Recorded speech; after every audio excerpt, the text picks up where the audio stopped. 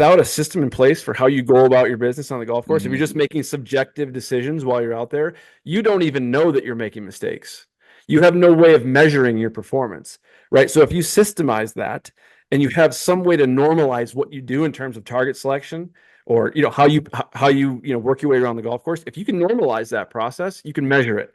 And then you Mm. can start figuring, but like this is where scoring apps are. This is where Decade comes in. This is where the Yep. scoring apps come in. We didn't have any of that stuff, right? Hmm. Like that was just like Scott didn't make Decade until 2016 or 18 or whatever it was. That was long past my days of playing.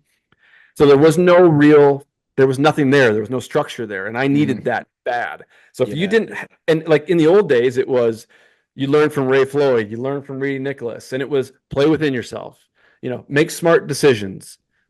There was no next level, right? Like I knew all that stuff, but it's so easy to walk away from that if you're just like, play smart. Okay, I think it's smart to cut this corner. I can hit it 340, right? Yeah. It's Yeah. not it's not pre-mapping the golf course. It's Yeah. not having an understanding of how to select targets based on distance and hazards and all that stuff, right? Hmm. It's like if you have that in place now, you have a system, it just cuts out all the emotion, and you can make clear decisions, and then you can measure it afterwards. I mean, how like that's everything. It's everything. We were talking before we hit record. I just got off a mental golf coaching call with a high school student, and same thing. I was like, "Well, what's your plan for the tournament?" And he's like, "Well, I got a yardage book, so I should be good." I'm like, "Well, are we gonna like, figure out what we're gonna hit on every hole?" I kind of like to just do it out there.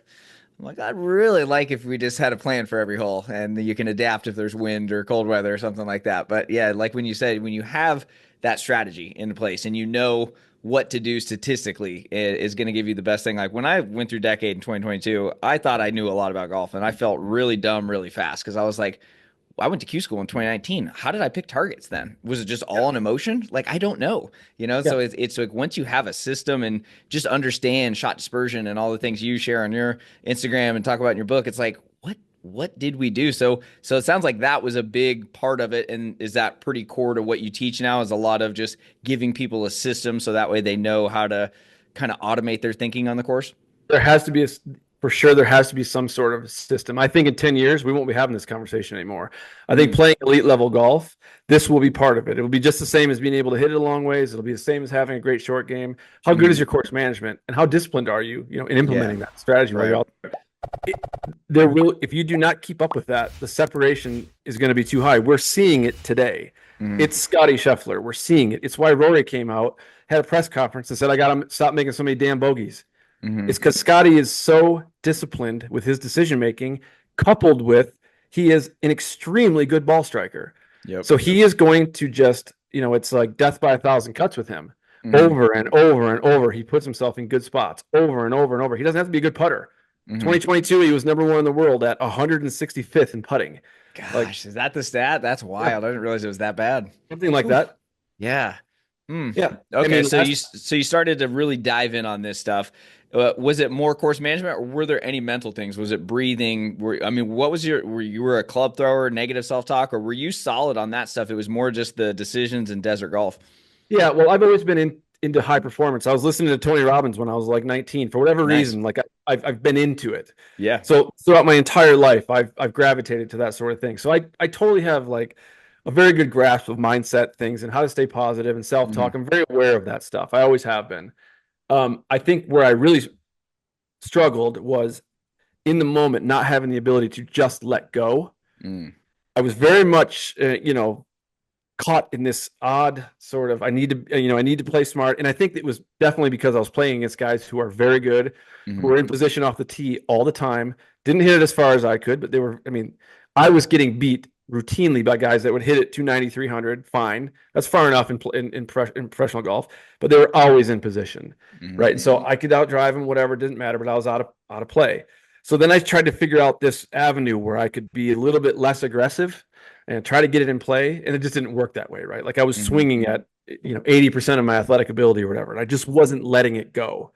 So that kind of dawned on me later, when I was in my coaching years and still playing a lot with my guys. I Hmm. in practice you have no issue just doing that, letting go, and it Hmm. was like, man, that was really something that was going on for sure. Okay, Couple that's actually that, so it was all good in practice. Like you were yeah, shooting the numbers, doing the stuff. It was more rock like just star. gotten tournaments that maybe desert golf specifically too, where you just felt like you're trying to guide it? 100%. Yeah, I was a rock star on the range, man, for sure. Yeah, Range and practice, gotcha. I was really good. And yeah, I'd tee it up and it was just, it's in your head. Like how many guys like throw me on the scrap heap of professional golfers that had that issue? Right. It's a lot of us, right? Uh-huh. Like, so it's just a normal thing to do to try to like, well, I got to protect this. I get three or Uh-huh. four under. It's like, well, I got to get this in the house. I mean, I talked about that in my book for Mhm. crying out loud, right? It's like, I knew the answers to this, but you're in the moment. You can't, sometimes you just can't see it. Hmm. So when you started learning all this stuff, were you then kind of sharing it with these kids that you started coaching? Because obviously they don't know all this stuff, and you're able to kind of hopefully give them that mental edge. Yeah. So I coached mainly freshmen and sophomores. So there was a lot of other sort of developmental things going on. Um, some of the guys needed this higher level stuff. Hmm. But to me, it was like that's putting the cart before the horse. Like to me, it's always about like let's get all these other things in order first. It's younger guys, right? So yes, I would for sure do that with an older player or somebody who was already Hmm. professional. But teaching someone course management who has zero discipline in their life is impossible. Like they're Yeah. not going, they will simply not apply that. They Yep. don't have the discipline to, get out of bed at 8 in the morning. It's like, you're Hmm. going to tell me where I have to hit this. I have to hit this 8 yards left of that pin. I'm going right at it. I hadn't even thought about it like that. Yeah, that you because you talk about in your book a lot having ownership of your game. So it sounds Yeah. like that really starts off the course. Oh, yeah, for sure. Now, I mean, this is definitely where, yeah, this is my favorite thing to talk about for sure. Let's Is get into that it. if you can, the way to be a highly disciplined player who's, eventually on the path to becoming an elite player, it starts by just sprinkling that mindset through every single part of your life. You have to do Hmm. that. There is no turning it on or off unless you have like Anthony Kim sort of talent, right? And he, not to pick on Anthony Kim, but he fell off, right? Because he had Yeah. some bad habits, but he had enough talent to get him there. But like nobody else does, right? Statistically speaking, nobody has that sort of talent. Hmm. So if you're not going to be disciplined about the way you get up, the way you eat, the way you exercise, the way you study, the way you treat your recovery, if you're not disciplined with any of those things, you're not going to be disciplined on the golf course. It's just about being a disciplined human being, Hmm. right? Because if I give you something that says, look, you're going to shoot better scores if you adhere to this, just learn this and you will play better. You'll get to where you want to go. It's like if you don't have your life in order, to accept that sort of mission, you simply won't do it. You're just not. And I know I have had this experience many times. Hmm. I know they won't do it. It's Yeah. like I, I talk to college players who are currently using decade, and they don't Hmm. know. They don't know how to use it. So it's Hmm. not being pushed by the coach. It's not, fine. You can have it whatever way you want to. I'm just telling you the path forward to become an elite level player, Yeah. right? Not every tour player uses decade for sure, but I can promise you they have a way of picking targets. Hmm.